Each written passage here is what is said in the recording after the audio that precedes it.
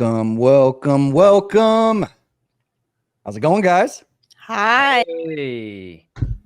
Happy post-election day. Are you guys glad it's over with? Yes. We did it. We made it. We made it through. There's We no made civil it through. war. I think the best news is that there is, as far as I know, this is not a contested election. It's a very clear, decisive victory, so we can move on. Yes. Well said. That is a very good outcome as far as, uncertainty and the potential for, weird stuff to happen. At least we know the result. The markets really like it. So today last night I'm like trying to wind down and go to sleep, and I'm watching Bitcoin's price action, and I'm also refreshing on the poly markets, and I'm like, oh shit, the Trump numbers are going up.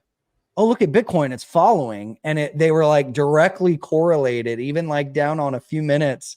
And I'm like, oh my God, we're going for it. We're going to go for this all-time high overnight as the election results come in. So that was kind of fun. Like it was interesting to see that, Trav, you and I did the live stream, was it last week? And we came right below the all-time high. And the market was like, oh, I'm going to pump the brakes and then wait for the election results. And the clearer it got that the anti-crypto army was going to get crushed, Bitcoin said, now is the time. Gensler is out of here. Get him out.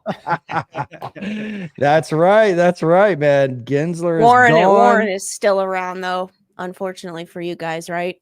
Yep. Well, she's unfortunately, John Deaton was not able to beat her, but you know who also is in power? Our friend and the best insider trader of all time, Nancy Pelosi. Let's give it up for the GOAT of legally using insider information to enrich herself. Well, at least everyone can follow her, right? I guess. Yeah. I mean, look, there's no stopping the grift. I mean, that no matter who you've got in power, the grift continues. This is very true. Guys, okay, so I think we're streaming on YouTube. It might be, I know it's on my channel. We might also be streaming on the We Talk Money channel.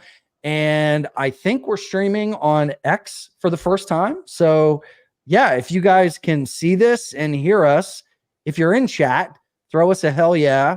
And a like, because the algorithm hates us now because I'm the world's most inconsistent YouTuber. But yeah, let's just let the algorithm know that we're out here and we're ready for these all-time highs, baby. Well, we also got stocks that are popping. Man, we've got so much to look at today, from Palantir, MicroStrategy, Coinbase. What else is up, guys? Tesla, private prisons, financials like Discover. There's a lot of stuff that's popping off. The Fannie Mae preferreds, those stocks have come back to life from the dead. So yeah, there's quite a lot moving, and on the downside too. And we've got weed stocks and solar stocks getting hit pretty hard. Perceived, companies or stocks that are perceived as losers in a China-US trade war are down. Chinese stocks are down a little bit. So yeah, there's definitely some pretty big Trump trades being put on, or at least the extension of the Trump trades that were already in place before the election. So yeah, we're seeing big moves today. The Russell index up over 5%. I mean, small cap shitcos are running. Mm-hmm. Yeah, the Russell is testing a big resistance level, baby. If we snap that, this could be good for small cap going into 2025. Mm-hmm. I think the Fed is on the side of the small caps too at this point, with another cut expected, which we can talk about. But yeah, we've also got a rate decision coming tomorrow. Man, crazy week. Mm-hmm. Yep. And by the way, the bond market's also responding. You've got yields up quite a bit on the 10-year and the 30-year. So, the 10-year and the 30-year have basically ripped higher in the past month or two, wiping out any of the decline in mortgage rates that we had from the Fed lowering rates in September. So yeah, any rate sensitive companies or stocks look like they might be feeling a little bit of pressure here. And the Fed honestly might be feeling some pressure. The Fed's got to be wondering, should we really be cutting rates now with market interest rates ripping higher and markets ripping higher, risk assets? It's going to make their job of fighting inflation a lot harder, certainly. Yeah. Yeah, definitely. We'll talk about all the implications and more. I've got a note that says Trav's audio is a little low. If you guys can hear us clearly, just give us the thumbs up. If there's an issue, just let us know and we'll try to troubleshoot on the fly. But we are live today. It is Wednesday, November 6th. And personally, I like doing these live because it's more interactive and it's a lot more fun for me to do this. But we also just have so much to talk about. We didn't want to wait and, risk the recording not getting out in time. So we are here with you guys live in person. Yes. How's the mic? Is it any better? I turned it up a little bit. I don't want to be ripping your eardrums, but it does sound good to me. So we'll see. Sounds good on my end too. Cool. All right, cool. Y'all let me know. Okay. So let's, I guess, start by talking about why the markets are up today, right? And let's actually start by looking at the charts and talking about what is happening. So, for the last several months, we've been beating this drum of this bull flag that's been playing out above 60K, right? We've had this big line in the sand. And then if we zoom in on the daily, most recently, over the last month, we've started to make higher highs, higher lows, and the pressure has just been building to the upside. And then last week, Trav and I did the live stream with you guys where we came just shy of that all-time high. And then we had a pullback, which actually gave us another higher low.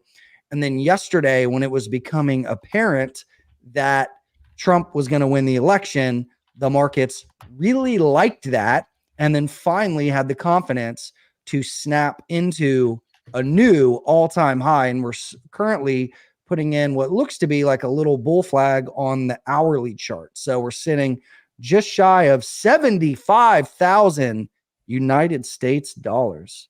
Man, let's give it up for Bitcoin. Wow. It is impressive.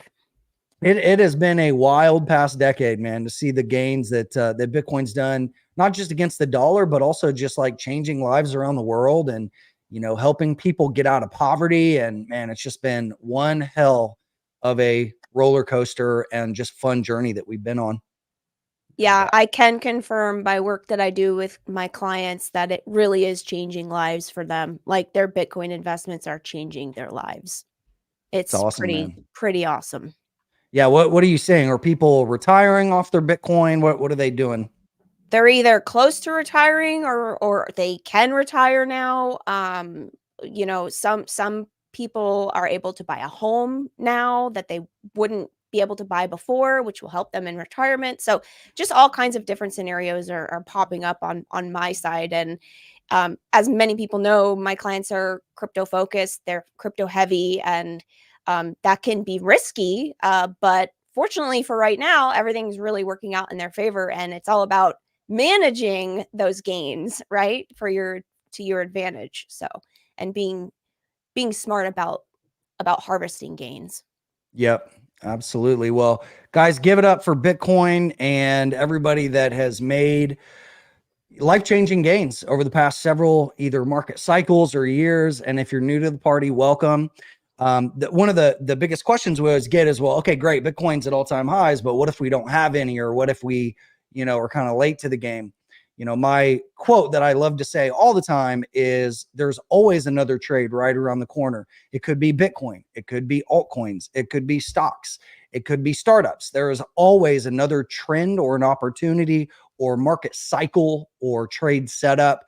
The markets aren't going anywhere. And we have so much access to information and financial markets that you can be anywhere in the world and create life-changing wealth for you and your family. So if you're new, welcome. If you're an OG, welcome back. It's good to see everybody. Again, go ahead and like this up. Let the algo know that we're getting started.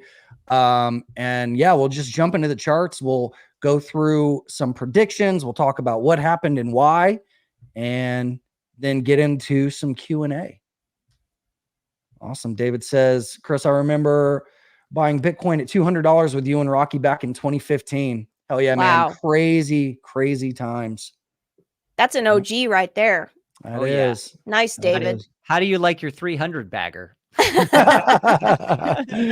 Yep. Yeah, looking back, it was weird. We were in the trading room buying at 188, and I remember thinking like, this is either going to be the dumbest move of my life or like change everything completely. And I'm glad it went the change everything completely route. Me Yeah. too. Me too. Awesome. Yeah, we got a bunch of OGs in here today. Mastermind, same here since 250. Yeah, Manny, I know you've been with us for a long time. Hell yeah. All right, guys. Yay. Well, where do we start? So I was doing some TA on Bitcoin, just kind of showing the live market right now. We talked about how I've been posting on Twitter the past couple of months, just how all of the large time frames were showing bullishness. And from the yearly chart up here in the top left to the monthly chart to the weekly chart and then down to the daily. And so when you can see these setups just line up so clearly, it's very cool to see this stuff play out. Let's talk about just kind of the bigger picture too. We've got Bitcoin dominance, which is continuing its trek higher, which means that Bitcoin is continuing to eat at the total percentage of the market cap of the crypto sphere. And when this bull market started back in early 2023, I said that I thought this was going to be a bull cycle for Bitcoin, but alts were going to flounder because just so many people got really burned by the FTX thing, right? And so we've seen Bitcoin gaining. So even though, we have some outliers like Solana, which are really starting to pump today, and, even some OG stuff like ETH is up 10%. A lot of these have either been kind of tracking Bitcoin or underperforming them. So it'll be interesting to see if we get that capital flow. And I actually had a couple crypto like news sites and stuff reach out today asking for opinions. And they said, when is retail going to come back? Because retail hasn't been here, guys. Like if you look at the Google trends, we've been talking about how the Bitcoin search term has been at multi-year lows, and Bitcoin loves to make the biggest moves when nobody's in the market, right? So just recently have we seen this little pop, but for the last couple of months, this has been floundering down here. So if we zoom in, let's just say over the past like 90 days, you can see for the first time this week with the election stuff, people are just now coming back. So a lot of people missed the run, obviously from 15 to 30. And then very few people on the retail side were in prior to the ETF approvals. And so, I think we still have a long way to go here during this 4-hour halving cycle and just overall bull cycle. What do you guys think? Just taking a look at the bigger picture here and what you guys are seeing out there. Is the bull market just getting started? Are we halfway through? Is it late cycle? Is this a trap and we're going into a bear market? Trav, Nick, what do you guys think? It's pretty clear we've been in a bull market since really 2023 in stocks, at least. And, the bull market could be intensifying here. We are entering kind of a new era of this bull market in the sense that we're seeing a broadening out, like we mentioned at the start of the stream, how small caps are really participating now in a big way. You have a potential for some pretty fundamental changes, at least in the U.S. economy, when it comes to things like deregulation, when it comes to M&A being back on the table. The FTC and the DOJ have really been fighting mergers and things like that. So that'll be back on the table. I imagine IPOs will come back to the forefront as well. So there's going to be, I think, a more risk-taking type of environment. We've also got, the potential for the tax cuts to be extended. And so there are a lot of potential fundamental positives here. Now, we do have to be a little bit careful in the sense that we are still at relatively high valuations in some sectors and with some stocks. There's probably a bit of an AI bubble. There's probably some stuff that's already showing frothiness. So, it's not like everything's going straight to the moon right away. And we are still dealing with higher interest rates than we had a couple of years ago. So, it is a different environment than we had in 2021, but there are certain signs that things are heating up in a risk on way. And I think, that could take a lot of stocks a lot higher over the next year. Well said. Nick, anything to add to that? Yeah, I think that this is a very interesting point in the markets here, especially when I'm talking about the S&P 500. Like Trav mentioned, the valuations are, it's not cheap to buy the S&P 500 right now. And it doesn't seem to be getting any cheaper unless earnings really, really blow out of the water over the next quarter or two. But I think that it's a challenging time to be allocating cash. And that's why I actually think the market could end up being fueled higher, because a lot of people still are in cash or have a lot of cash. Maybe they're not, they've been allocating, but the challenge here is it's expensive to buy stocks, but a lot of people probably do have treasuries that are maturing. I'm seeing it in my own client portfolios. Treasuries are starting to mature, and it's like, okay, well, what do I do with this capital now? And a lot of people are probably going to be forced into risk assets. And so I think that this rally can end up being driven a lot higher than people expect, even with the frothy, expensive, valuation multiple that we're seeing right now. Just simply for the fact that what are people going to do as rates are going lower? They have all these treasuries that are going to be maturing because a lot of people went on the short end of the curve, short-term treasuries, a lot of money markets. And so now they're having to make these decisions about allocation. And it's a tough place to be, I think, for people deploying fresh capital. But at the same time, I can see a 2021 type environment happening again, which is kind of crazy to say. Trav, tell me if you agree or disagree with this, but you remember 2021, everybody was risk on, every trade worked, every breakout was banging, it was just crazy. And people thought these prices can't go any higher. Like, this is ridiculous. And I can almost see that happening in not only the broad indices, but a lot of individual names, your Nvidia, your Palantir, whatever else is hot, right now. So I think that risk is on and the trend is strong, and it's going to be really hard to fight that trend right now, despite valuation and fundamentals. That will come into play again, as it always does, as we know very well. Fundamentals always eventually matter again, but I can see us moving into a period where they don't really matter as much, especially if people are excited about Trump potentially, helping the economy thrive or continue to thrive, whatever your viewpoint is. When we look at the charts, Nikki, to your point about that, there's a lot of things that are like either breaking out of multi-month resistance levels or looking like they're putting in like some kind of short squeeze. And when that happens, it's kind of like stepping in front of a train if you're going to try to short that, right? Obviously, things can trap, but I think you were saying this, but I agree that, we're in kind of what looks to be like a buying begets more buying situation where, shorts get squeezed, which causes buy stop market orders, breakout buyers add to the momentum, potential sellers pull off of the ask side of the order book, and that just creates this kind of waterfall of buying activity. How long is that sustainable for? That's yet to be seen. But, whenever you look at breakouts on the indices, right? So we've got obviously like the ES and the NQ that are coming up and tagging new all-time highs. We'll see if that holds up by the end of the day. We've also got stuff like Tesla and then Palantir, which broke out of its accumulation range and the prior all-time high from 2021, right? So you had this big kind of rounding pattern, and then on earnings, they blew earnings out and then gap and go. So, just feeling a lot of momentum out there. A lot. I'm seeing it from like my trader side is kind of, you guys, a lot of I do have a trader side. And it's coming out. Like, I'm seeing all of these charts and I'm like, ooh, these technicals are looking really enticing. And so I know I'm not the only person seeing that. So I can't help but wonder if like the trader is going to come back out to play and move a lot of these things further than people expect or valuations, justify. Yep.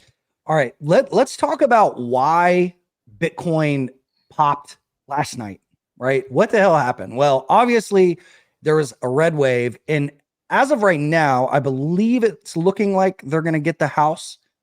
Trav, do you agree with that? Yeah, it seems like they've obviously got the Senate wrapped up, but the House is closer, but it does look like they may have the edge there as well. The Republicans, that is. Yeah. So they called the Senate.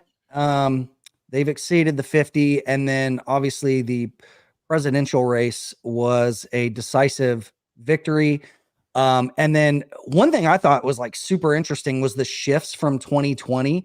So if we look at this map, what this shows is the net change either to the right or to the left from the 2020 election. And for a majority of the US, there was a significant shift towards the right, especially in places like Florida. So if we take a look at this and then do the shift from 2020 map, Miami had, what was the percentage? It was almost a 19-point shift from Biden to now back to Trump on this go around, from Harris to Trump. So yeah, pretty extreme moves in some of these states. And I think that's why, it's just such a clear, decisive victory. And again, we're not here to give you like our political beliefs. We're just here to talk about what happened and how we think it's going to impact the markets. But one thing that I thought was interesting is to talk about why Bitcoin specifically moved so aggressively with Trump. Like, why does it matter? And I think the answer is that he was super vocal about not being shy about the fact that he was pro Bitcoin. And yeah, politicians lie and they say stuff sometimes, but he was going to conferences and made a bunch of promises. One that I think is super cool is he has promised to commute Ross Ulbricht's sentence, the founder of the Silk Road, who's been in jail for I think 11 years now. And, he got sentenced a life sentence where it turns out he was actually set up by some FBI agents that I believe actually end up, they went to jail because they stole a bunch of Bitcoin. So it was just a big shit show. So that's kind of, I think a cool piece, but the bigger piece of like the pro Bitcoin side is he wants to lay out the US and position us to be a leader in the Bitcoin and crypto space, where on the Dem side, unfortunately, they made it a partisan issue. They, Elizabeth Warren created this stupid anti-crypto army, which really, I don't know who would be behind that for any reason, but they leaned into that. They leaned into the anti-innovation, anti-crypto narrative. And so Trump has come out and said he's, very much opposed to central bank digital currencies. He wants to protect Bitcoin mining rights. He wants to form a crypto advisory council. And I think most importantly is fire old Gary Gensler, who's been kind of like the evil uncle trying to beat up all the crypto startups in the US and drive innovation and capital outside of the US. Yeah, that's right. I think the inconsistency with policy was extremely frustrating. The good actors within crypto who tried to comply with what the SEC wanted were still slapped with lawsuits and sanctions. And so those kinds of moves were perplexing and baffling. Like even in TradFi, traditional finance circles, there was the battle over the ETFs for so long until they finally relented. There was the, just the obstinate nature of the regulators, the bureaucracy that grew over the last few years within the financial regulatory space, I think was frustrating to a lot of investors, to a lot of business people. And so a rollback of that part of the bureaucracy, so to speak, I think is a positive. Generally, I really do. I mean, not every deregulation is a positive, but I think in a lot of cases, there was just inconsistency in policy. You didn't even know where the line was. You didn't even know, a lot of firms and businesses that are trying to build, technology and businesses, when they can't have certainty around what the rules even are, what are the rules of the game? You can't even define them for us. That's a real problem. Gensler turned out to be a bit of a snake in that respect. Yeah, I mean, I tell this story a lot, but back in 2018, Gensler actually came when he left the CFTC and he was just kind of in between jobs. He came to a crypto party in San Francisco and was playing nice with everybody and was coming to all the like cocktail happy hours and shit. And little did we know he would turn out to be somewhat the enemy. And it's unfortunate that he went that way. Like you said, Trav, it was just the inconsistencies and just the I guess letting his own personal bias get in the way. So hopefully we see that do a 180 in the US and just allow us to have some true innovation. At least we got the Bitcoin ETFs. Yes. Yep. Yeah. They fought hard as hell Yeah. to Yeah. push that away, but yeah. But it happened. So Yeah. let's show a little video of some of the things that Trump actually had to say about Bitcoin and crypto in the US. Hello, Bitcoiners. On day one, I will fire Gary Gensler. I will appoint a new SEC chairman who believes America should build the future, not block the future. Upon taking office, I will immediately appoint a Bitcoin and crypto presidential advisory council. Their task will be to design transparent regulatory guidance for the benefit of the entire industry, and they will get it done in 100 days. As part of our effort to provide regulatory clarity, we will create a framework to enable the safe and responsible expansion of stable coins. I will ensure that the future of crypto and the future of Bitcoin will be made in the USA, not driven overseas. I will support the right to self-custody. I will keep Elizabeth Warren and her goons away from your Bitcoin. It will be the policy of my administration, United States of America, to keep 100% of all the Bitcoin the U.S. government currently holds or acquires into the future. This will serve in effect as the core of the strategic national Bitcoin stockpile. Today, I repeat my pledge to commute So, the sentence let's of keep it going. Ross Ulbricht to There a we go. sentence of time served. It's enough.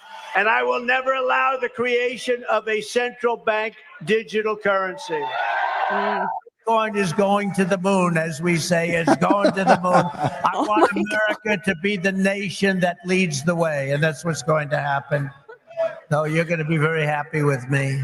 Hey, all right. So, great job to the guy that put that together. But, man, yeah, I mean, when you have a politician that is saying all those things, whether you believe him or not, and then you have another politician that's just being kind of slimy and won't really commit to anything, won't say anything blatantly anti-Bitcoin, but also won't support it, that causes it to be a partisan issue. And I know we've seen a lot of the people on the left that have been in power start to kind of walk back some of their anti-crypto statements because they realize it's a very, very, very unpopular take in the US. And who doesn't want innovation, man? This is a country of growth and wealth builders, and Bitcoin is for everybody. It's not just for Republicans. It should be for everybody. Well I said. think that, Bitcoin investors take their Bitcoin very seriously, and that was underestimated. It's like there could be so many different policy things that you disagree with a candidate, but once they're like, hey, we're going to limit your ability to buy and hold Bitcoin or whatever, we're going to regulate the crap out of this. People that own Bitcoin because of the sovereignty and like just the nature behind what crypto represents for them, or Bitcoin specifically, what it represents for them, it's like, whoa. And I, that's what the problem was probably in the crypto community when it came to going to the polls. That was probably an issue that was meaningful enough to sway people in one direction or the other. If I had to guess, of course, I don't know the answer to that, but if I had to guess, the crypto community, especially people that own Bitcoin, probably thought about that heavily. One of our OGs, Ongun, mentioned something in chat here. A couple people actually did that. The idea of the U.S. government buying Bitcoin as a strategic reserve may be in play here too, which could be a big deal. Honestly, the U.S. Could it government get us out balance of sheet debt? is not small. I don't think it's going to be on the table, day one, but I wouldn't rule it out. There's definitely some potential there. I mean, corporations are doing it. They're putting it on their balance sheets, and it seems to have performed pretty well. I mean, we're at all-time highs. So it is an interesting thought experiment of the government, dipping into that more, leaning into that. And what that to could do. me is the ultimate like bull case, because think about what would happen if the US said, okay, we're going to start stockpiling Bitcoin like we did gold. right? What does that do to other governments? Well, it puts a lot of pressure on them to not get left behind. And this is kind of the idea of the waterfall that I've talked about, is once you have one government that turns on the faucet, and then you have a second, a third, it's like slowly, then all at once, right? And you don't want to get left behind. And we're already seeing the bull case on the equity side start to play out with MicroStrategy, right? And this is obviously higher risk, but it's working. And let's just talk about what MicroStrategy is doing today. So had a little bit of volatility last night and then pre-market. And as of right now, it's up 13% from the open. And it's still hanging around that first profit target that we talked about. I actually bought this at 200 on the resistance breakout. And I've got some other profit targets based on Fibonacci extension tools. But this is just one way to play it from the corporate treasury side. But what happens when, as you guys said, the governments actually start to stockpile this stuff? Things are going to get really weird really quick. Yeah, and Big if. MicroStrategy, they pulled out the bazooka with the offering. I would guess they're probably selling some of that $21 billion at the market offering today. I mean, I would hope that they're in the market selling some stock at this massive premium to NAV, and they'll use that to buy more Bitcoin holdings. So yeah, it's the train is rolling. It's rolling down the tracks with momentum, Yep. Yeah, we'll see if they were just, bullshitting us or if it actually plays out. I'm bullish until I get reasons not to be. Mm-hmm. Yep. So we've got price holding up. We just crossed back over 75K, and this is the hourly chart. Oh, no, that's the yearly chart. This is the hourly chart. You can see this is last night's push. And actually, I think you're on MicroStrategy still. yeah, hang on. Yeah. I need to change to window. There we go. Can you guys see the hourly Yeah. chart? Okay. Yeah. So this was last night's push to all-time highs. We went over under 75K, and then we've been holding up, making some higher lows into this. So we're now coming into the afternoon session in the US stock market hours. So people are coming back from lunch, and it looks like price is actually still holding up. So let's check on indices as well. If we take a look at the SPY, this will show you that gap from last night.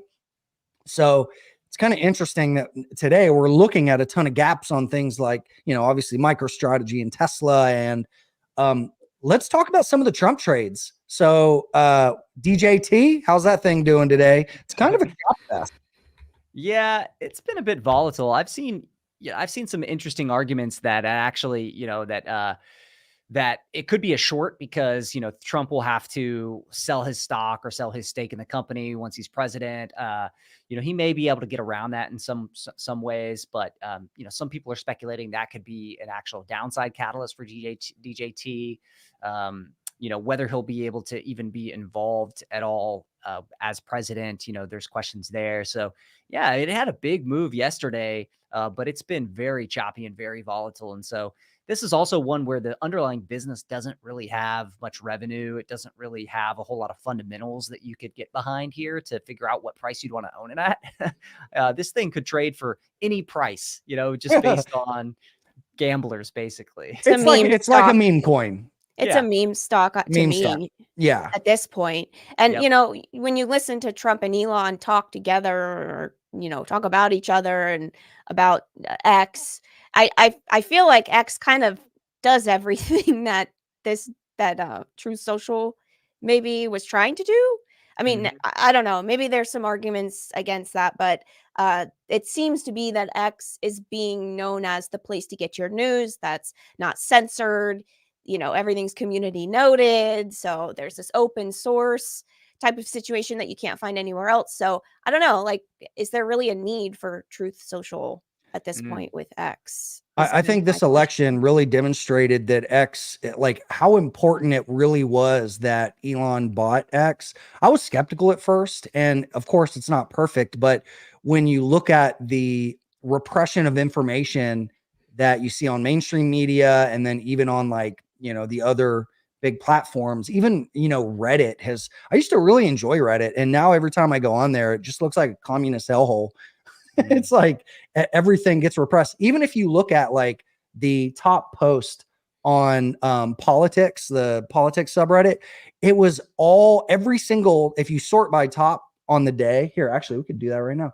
It was all left-leaning stuff. And so let's do this. I'll pull this up. So if you go to our politics and then do top today, look how it's okay. Bernie Sanders, Democrat wins North Carolina, clips of shitting on Joe Rogan. Wow. You could argue America though that will, X is the opposite. That Yeah. everything's right-leaning on X. That's what I've noticed, at least. So you could argue that they're just kind of taking their lanes. They're choosing their lane. At least there's, more freedom of speech on X, as far as I can tell, right? And the community notes are great.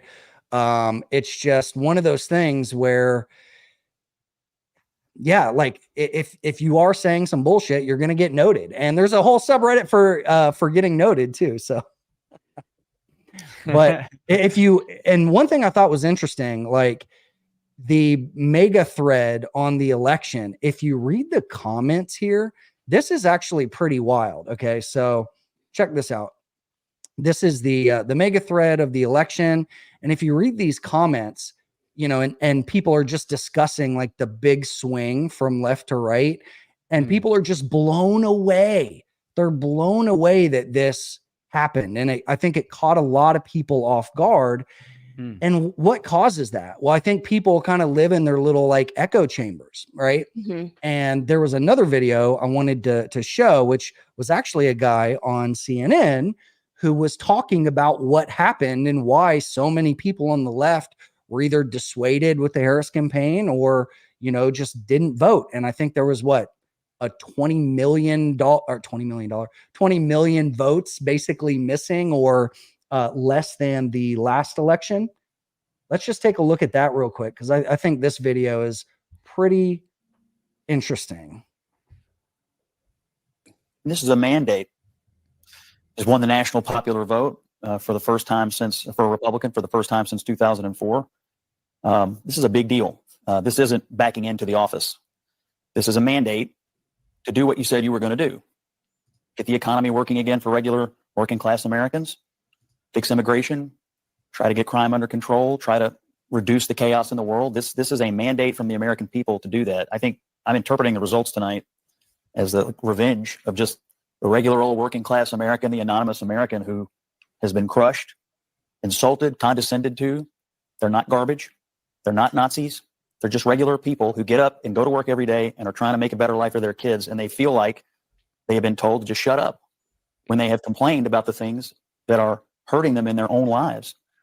I also feel like this election, as we sit here and pour over this tonight, is something of an indictment of the political information complex. I mean, we've been sitting around here for the last couple of weeks, and the story that was portrayed was not true. I mean, we were told Puerto Rico was going to change the election. Liz Cheney, Nikki Haley voters, women lying to their husbands. Before that, it was Tim Walz in the camo hats. Night after night after night, we were told all these things and gimmicks were going to somehow push Harris over the line. And we were just ignoring the fundamentals. Inflation, people feeling like that they were barely able to tread water at best. That was the fundamentals of the election. And so I think that both parties should always look at the results of an election and figure out what went right and what went wrong. But I think for all of us who cover elections and talk about elections and do this on a day-to-day basis, we have to figure out how to understand, talk to, and listen to the half of the country that rose up tonight and said, we've had enough. And it seems like, these people in the mainstream media are realizing that, the Joe Rogans of the world and podcasts and places like X are dominating the narrative and really persuading people much more than these extremely biased mainstream news sources. Did you guys listen to the Joe Rogan interviews? Mm-hmm. I mean, they were good. Like that's I would have loved to hear the other side go on the Joe Rogan podcast and have that type of conversation. How Yeah. I think stupid that's was what it that people she want. didn't go? She didn't make it a priority. That to I me was a think huge faux pas. Americans are starting to see through the bullshit, so to speak, because like the debates are a joke. I mean, the debates do nothing for Americans. There were so many questions that I left the debate asking. I was like, oh, they didn't address childcare. They didn't address all of these different things that people really give a crap about. And so the debate is just a complete flawed thing. And so that's why I think that the podcasting, whether I mean I'm sure there were other than Joe Rogan, I can't recall, Yeah. but There were tons. Yeah. there Patrick were Bet tons. David had, I mean, these guys had millions and millions and millions of views, way more than CNN, way more than Fox. Yeah, and it's like that's the way Americans can actually hear more about how a candidate really is and what they really believe and like the realness of it. Americans love realness. They want realness. That's what social media is doing. So I don't know. I just think that Kamala may have messed up by not participating in that. Yeah, and I think, maybe Joe Rogan could have done more to accommodate her busy schedule. Maybe he could have said, "Hey, I'm willing to travel to you, but make a compromise where he's like, but I'm not willing to just do an hour soundbite interview," right? He wants to do a long, in-depth interview where he can get a lot of questions answered, right? That was one of his issues. He's like, I wanted to do 3 hours. Kamala said 1 hour max. Like maybe what they could have done is, yeah, maybe she doesn't come to Austin, you come to her, but then you can have her team needs to find a 3-hour block or whatever it is, right? There's ways to accommodate that. I'll say in the future, I think pretty much every candidate now is going to want to go on Rogan, even though it may not have even mattered, right? For most voters. But one other thing, I think is worth mentioning is that you kind of have to make an effort to get out of the media bubble that you're in. That's why, I listen to people like Rogan, other podcasters as well, other sources of media, because like I want to hear the longer conversations, but also, I think like it's really important to force yourself out of the bubbles. Like, we'll get our left wing leaning media through like traditional newspapers and sites and things like that. You'll get your, maybe it's more of a right leaning stuff on X. You have to pull yourself out of those bubbles, because like, if you don't pull yourself out or see yourself from the 1,000-foot perspective and realize like you're being fed that agenda, I guess, in any one place, you gotta actually make an effort to go see multiple places and hear those candidates in the extended versions of what they're saying. Because what happens is like you see these short Instagram clips or these short TikTok clips or these little media headlines, right? And they're going to be so biased and they're going to cherry pick the things that fit their viewpoint. But these 3-hour conversations where you can really sit down and hear what someone has to say, like I was listening to the JD Vance one the other day, and the way he was portrayed in mainstream media is very different. Like his viewpoints, even what he believes, like they're like, oh, he hates women. He's like Project 2025 kind of guy. And then you go listen to him on Rogan and he sounds like your average American in terms of what he believes. He's like, he's not trying to take every right away from women. He's not trying to, he has very nuanced views about a lot of topics and about what they think, America should have in terms of policy. So I think it's really important that if you do find yourself in one platform, get outside the platform, go find the longer conversations, force yourself to hear the other side's perspective. It's really important.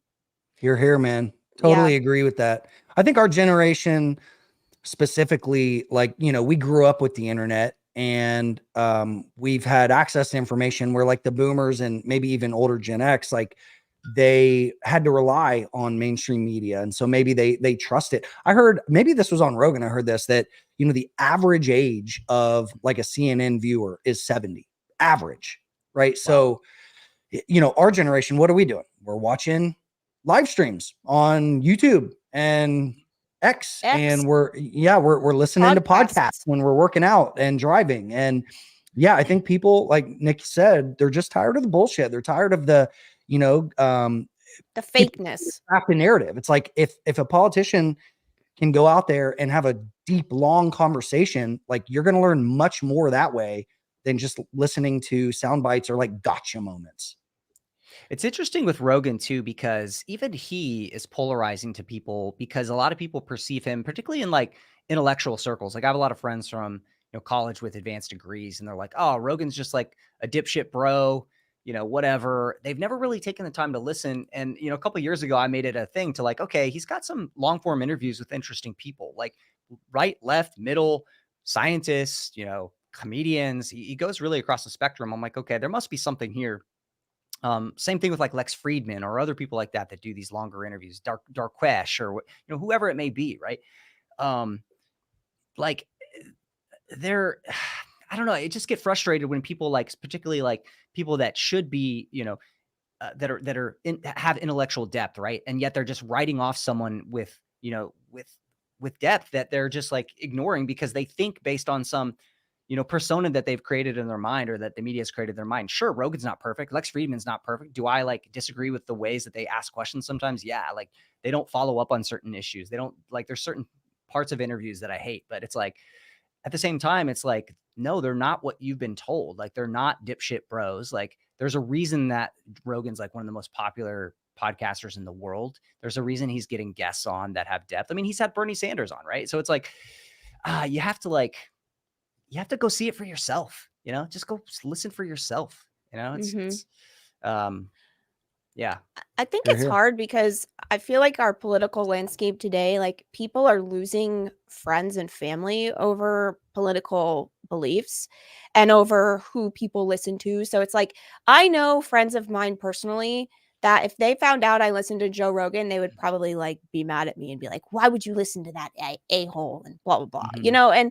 and I fortunately for me, I can kind of mesh anywhere and blend in and I get along with everybody no matter what, but there are people out there that will really kind of berate people for listening to somebody that's not on their side. And I think that's the problem is everybody's being pigeonholed into whatever their side is listening to and who they're listening to, that if you listen to somebody else or try to get a different point of view, you're against that side. And I hate seeing people lose friends and family over politics. It's really sad, honestly. And I know that Ramit posted a bunch of stuff about people, hiding their vote from their spouse and just all kinds of different things that are happening out there that just, I feel like we could do better.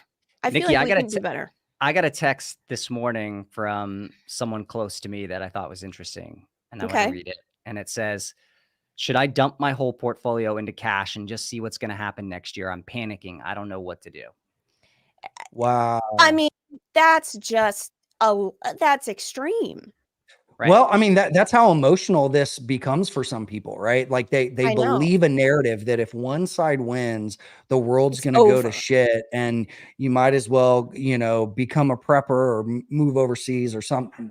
Those things aren't necessarily bad things, but yeah, they're willing to throw it all away because they think everything's gonna go to shit. And I think we live in a society where people are so isolated intellectually. Right. Yeah. And so one thing I like to do, because I realize I have blind spots, but as an investor, I realize that blind spots can cost you a lot of money. So Yeah. I try to see what my blind spots are and then expose them. So for an example, I realized this go around, I was listening to a lot of conservative media, and I was listening to how, conservatives and Trump specifically were being pro Bitcoin. And I'm like, who are some smart liberals that maybe I disagree with? I want to at least know what their points are. So like Professor Galloway, Scott Galloway, I love the guy. Like, I think he's brilliant. He's a very successful entrepreneur. He's a capitalist, even though he's super left. But I listen to the Prof G pod. He has multiple shows, and one is politically driven, and he was super, super pro Harris. And I learned some things, right, by listening to people that I disagree with. And I think it's just really dangerous if you only get your information from one source or one quote unquote side. Yeah. I think that's why Joe Rogan is so popular, because he does that. He looks at he's always talking to all kinds of different people. And I don't know, maybe there's something to that. Yeah.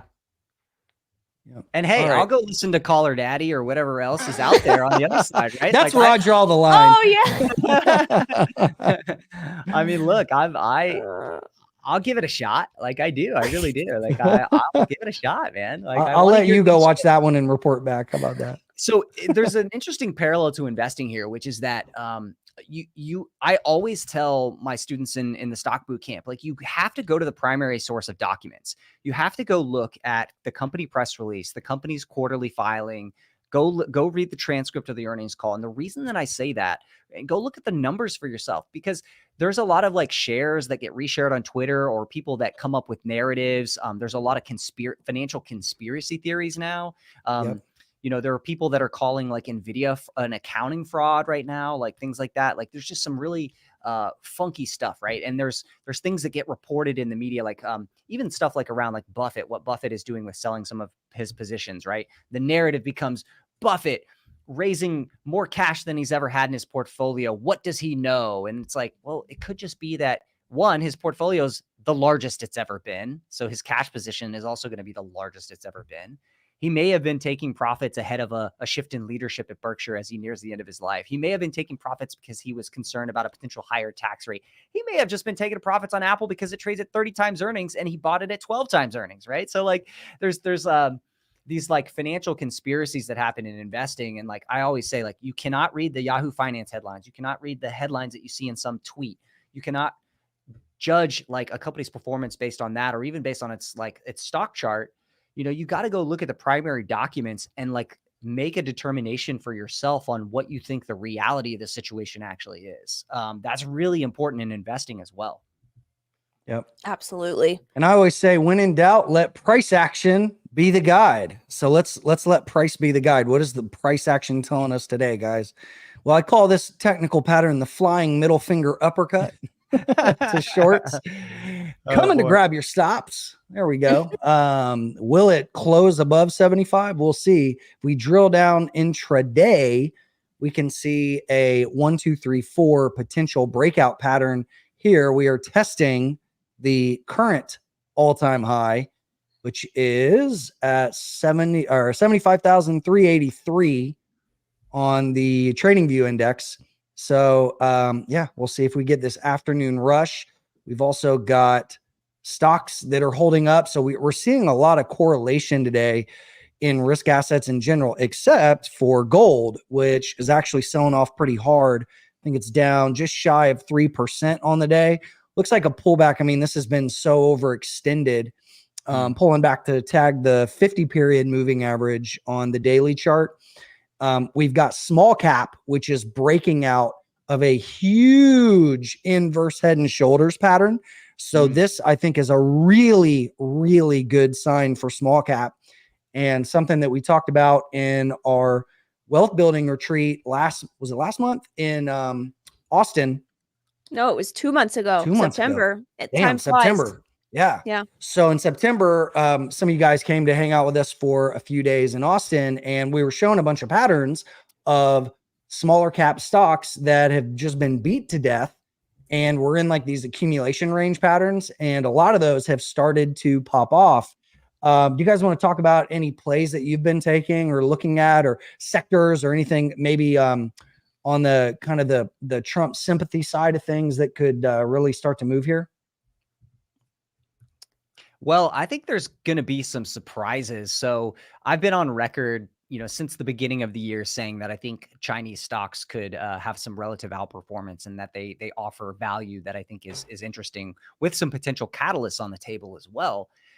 Now, Chinese stocks are down today because the market is perceiving them as losers due to an escalating trade war between the U.S. and China, where Trump is going to, levy all these tariffs, particularly against Chinese manufacturers and things like that. But I think that may be a little bit short-sighted. And I did take a position in some Chinese stocks and some call options on some Chinese stocks in recent weeks. Nikki, I think, joined me a little bit on some of those trades as well. But the reason is, well, it's a couple reasons. One, the stocks are some of the cheapest across the globe.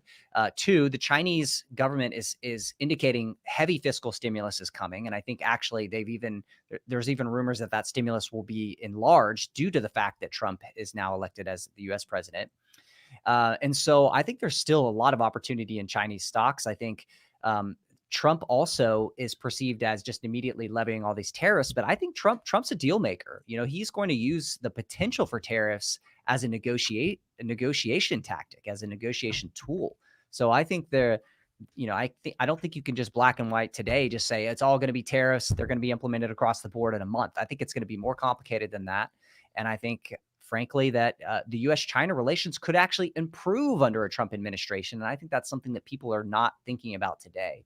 I think that Trump could actually, via some of his negotiation tools, and the fact that they want a positive direction in the U.S. economy, I think there could be potential here still for relations to improve and overall for Chinese stocks to move higher. So I think also domestically, Chinese stocks, a lot of them are really just plays on the domestic consumption trend in China, which could be improving with stimulus. So I think, maybe that's a dark horse trade. Maybe it's a contrarian trade, but I still like it here.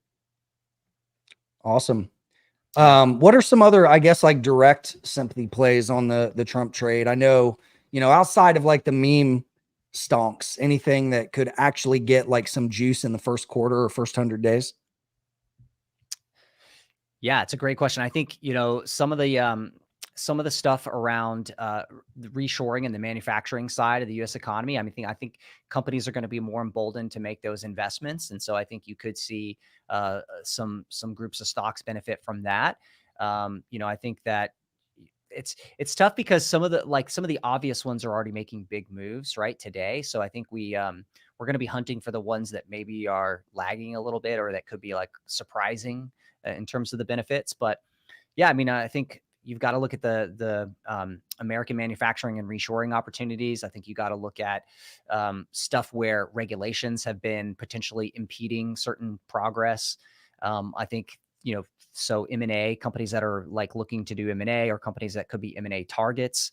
I think that could be an interesting area. I'll have to think on it some more for sure over the coming days, but I'm going to be thinking about that pretty hard. Cool. Yeah, we'll talk about that in the community. Nick, I know something that you wanted to mention was, I guess, just results of the markets over time, no matter who is the president. What do you want to say about this part? Yeah, I think that everybody needs to remember, no matter if you're waking up today happy or sad based off of the results of the election, generally speaking, the data shows that the markets are going to keep trucking higher, and we're going to continue to see asset appreciation over time, no matter who's in the presidency. So Democrats or Republicans, we've seen markets rally throughout all of these different, presidential times, right? So I would say that people that are freaking out or, Trav, like someone that texted you saying they should go in cash, I think that we need to remember that over time, the markets continue to truck along, and that's because corporations continue to be needed and be profitable, right? So as long as we as human beings need corporations and continue to have innovation in the US, which hopefully we continue to do that, I think that you can basically have a good outlook or a positive outlook for the future in a way that you want to be invested in that and have a piece of that. So it doesn't matter based off the data. Don't freak out. Don't make any big decisions. Even today with this big gap up in the S&P and even in Bitcoin, how we had the big rally in Bitcoin, a lot of this stuff sometimes settles out. So don't look at the prices and think, oh my gosh, this is happening and it's going to continue to happen this way.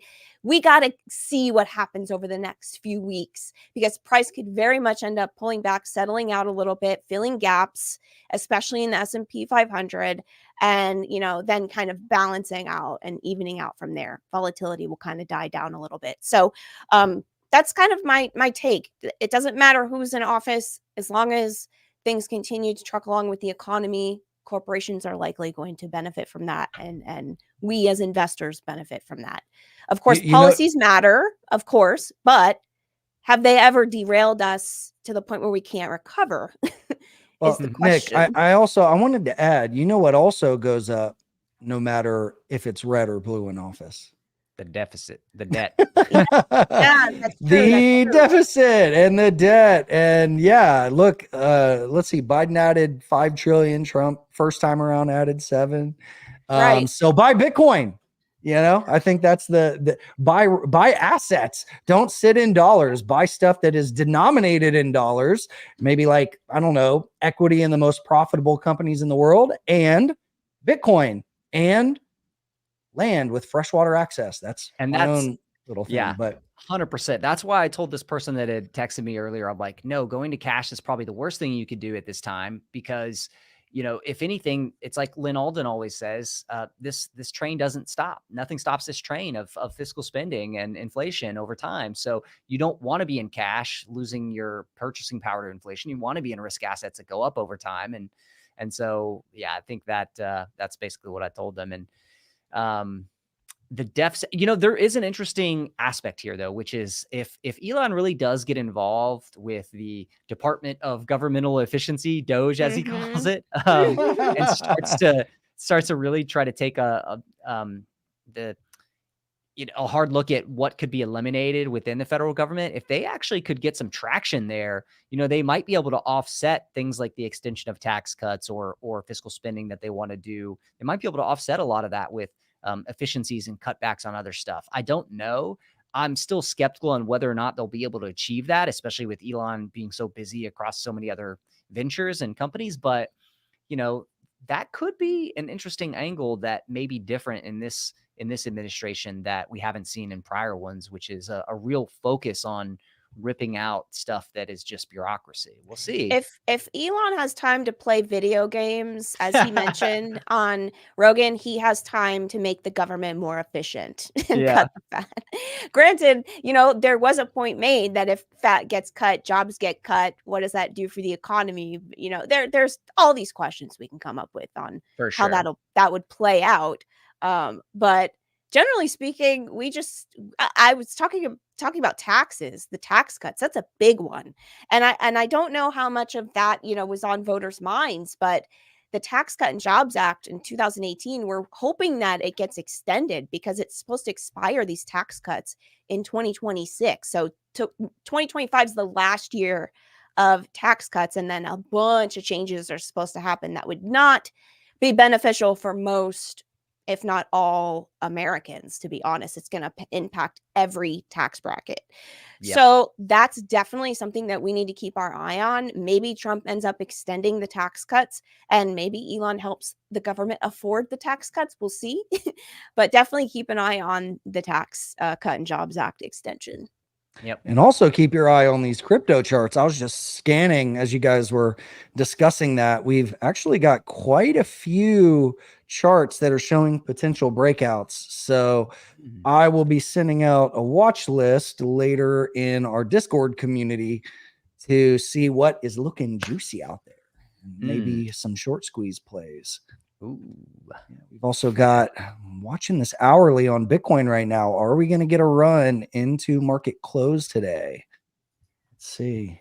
It's pretty wild. I mean, Coinbase, even today, like some stocks I've seen today have you know, had their morning pop and then kind of faded a little bit. But like things like Coinbase and ripping, just like ripping higher with really not a lot of pause or pullback here. Mm-hmm. So it's a gap and go for sure. This is another one that has multi-month resistance here at 280 on Coin is the ticker. And yeah, man, fresh momentum. It's good to see. Yeah.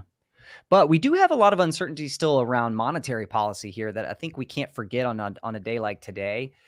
You know, with the Fed meeting, especially tomorrow, and then another meeting in December, and they're going to try to be probably a little bit more hawkish now, given this current environment.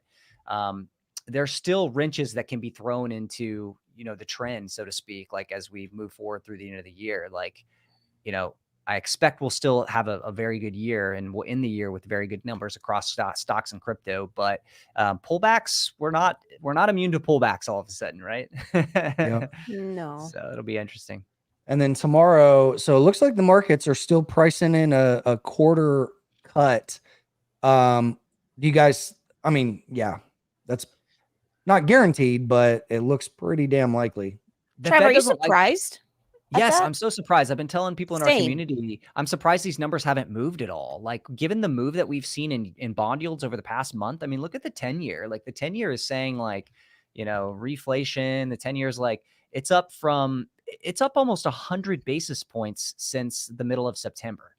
That's wild. That's almost a full percentage increase in the 10-year since the Fed last met.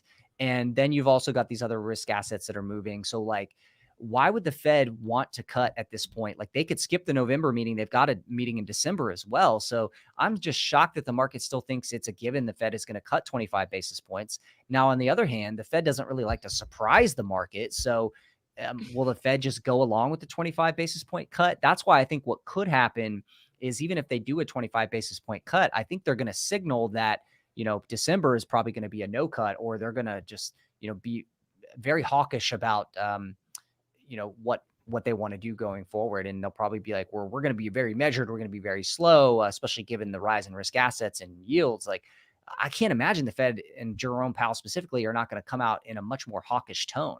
We'll have to see, but I am surprised that we're still pricing like a 98% chance of a 25 basis point cut. I would have thought it would have been at least a 10 or 15% chance we're not going to get a cut. Have you seen many times where the odds were really high for a cut and the Fed surprised and didn't cut? That hasn't happened in a while. I don't think it's really happened under Powell. And that's why I say, like, maybe he just goes along with it because he doesn't like to surprise the market. But, since the Fed has been giving their forward guidance and leaking their policy through the Wall Street Journal over the last few years, we have not seen a major surprise like that. So, that's why the market probably thinks it's unlikely, but it's not out of the question. We have had central bank surprises, back in the early 2000s and certainly in the 90s. So just haven't seen it in a few years. Mm-hmm. Yeah. All right. We've got Bitcoin that looks like it's trying to make a run here through $75,500. Okay. I mean, it's the technicals are hot. I mean, for people that love charts, Bitcoin is about as beautiful as it gets right now. I think I might get this printed right here. Just this, I always love when all the time frames line up. The last time I saw this, this beautiful was back in October of 2020, when price was, what was the price down there? It was, right around that 15K, 10 to 12K zone. It was like all the time frames were like shifting. And I said, guys, I think this looks like a loaded spring. And then boom.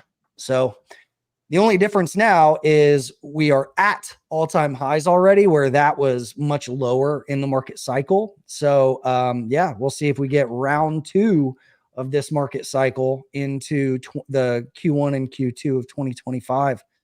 But we've definitely, we've got the narrative, right? We've got the catalyst with the election, and for the first time in a long time, a pro-Bitcoin, pro-crypto U.S. government, which, again, we don't have to have for Bitcoin to succeed, but it surely helps. So we can go ahead and start to wrap it up there. I know we've been going for over an hour. Guys, thanks for joining us. Don't forget to like up the video, share it with anybody that you think could get value from it. Thanks for the questions and the interaction. I see you guys. We've actually got a lot more people on X right now. But I know some people are taking the day off to celebrate. Others are rethinking some things. And no matter what you're doing, make sure you make disciplined, balanced financial decisions. If you want to join the community, go to wetalkmoney.com/community. We're doing a live class tomorrow for the crypto group at 2 p.m. Eastern. So right around the Fed announcement, we'll be doing that. And you can listen to this on your podcast or subscribe to the We Talk Money Show. Also, Travis has his own YouTube channel, Stock Geek TV. Nikki is at She Talks Finance. Guys, what else should we shill and plug? What other bags should we pump while we're on here? Oh, Costco coin. We got to look up Costco. What's old Costco doing? I haven't looked. I don't know if the dogs are running. Let's see. Are you still holding that bag? What's going on with Of Costco? course, man, always. I'm not letting that bag go. Yeah, no, it's not doing a whole lot. I guess it's up a little bit in the last 24 hours, but it'll be interesting to see just generally if we do get more meme coins popping off with crypto strength. You know, we're definitely seeing alts like Doge and even Uniswap, I noticed, and some other stuff like that where we're popping. But the meme coins, it'll be interesting to see, if they also start to get a push here. I'll be watching that for sure. Yeah, we've got some pretty big moves in like Aave and stuff like that. Pull up that chart. Yeah, Aave is up 25% today. We've been watching this one, which is showing a potential accumulation range breakout. I had this kind of marked up as the bull case where it pulled back to retest the 100 period moving average, and it's getting quite the pop off of support today. So yeah, this is hunting season, guys. If you're a crypto trader or on the stock side, I mean, there's definitely a lot of Momo plays out there right now. So, yep, love it. All right, guys. Well, thanks for joining us, Nikki, Trav. Thanks for all the additions and insights. And yeah, thanks everyone. Thanks to you guys for sticking with us till the end here. So, yeah, we will catch you guys next time. Take care, everyone. See ya.